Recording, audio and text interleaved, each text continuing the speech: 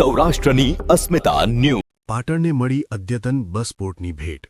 નાયબ મુખ્યમંત્રી હર્ષ સંઘવીએ કર્યું લોકાર્પણ. પાટણના વિકાસમાં આજે એક નવું છોગું ઉમેરાયું છે. નાયબ મુખ્યમંત્રી શ્રી હર્ષ સંઘવીના વરદ હસ્તે પીપીપી મોડલ હેઠળ નિર્મિત અત્યાધુનિક બસ પોર્ટનું લોકાર્પણ કરવામાં આવ્યું છે. અંદાજે 17 કરોડ રૂપિયાના ખર્ચે તૈયાર થયેલું આ બસ પોર્ટ 15,974 ચોરસ મીટર વિસ્તારમાં ફેલાયેલું છે. લોકાર્પણ પ્રસંગે નાયબ મુખ્યમંત્રીએ પાટણ જિલ્લા માટે 3 નવી એસી બસોની જાહેરાત કરી હતી. આ બસ પોર્ટ પરથી દરરોજ 850 બસોની અવરજવર થશે, જેનાથી રોજિંદા 20,000થી વધુ મુસાફરોને આધુનિક સુવિધાઓનો લાભ મળશે.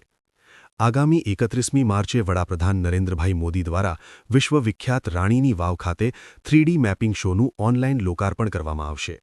નાયબ મુખ્યમંત્રીએ જણાવ્યું કે રાજ્ય સરકાર 2027 સુધીમાં દરરોજ 30 લાખ મુસાફરોને એસટી સેવાનો લાભ આપવા કટિબદ્ધ છે. આ બસ પોર્ટ માત્ર એક ઇમારત નથી, પર પાટણના વિકાસના નવા અધ્યાયની શરૂઆત છે. તેને સ્વચ્છ રાખવાની જવાબદારી આપણા સૌની છે. સ્વરૂપજી ઠાકોર, પ્રભારી મંત્રી.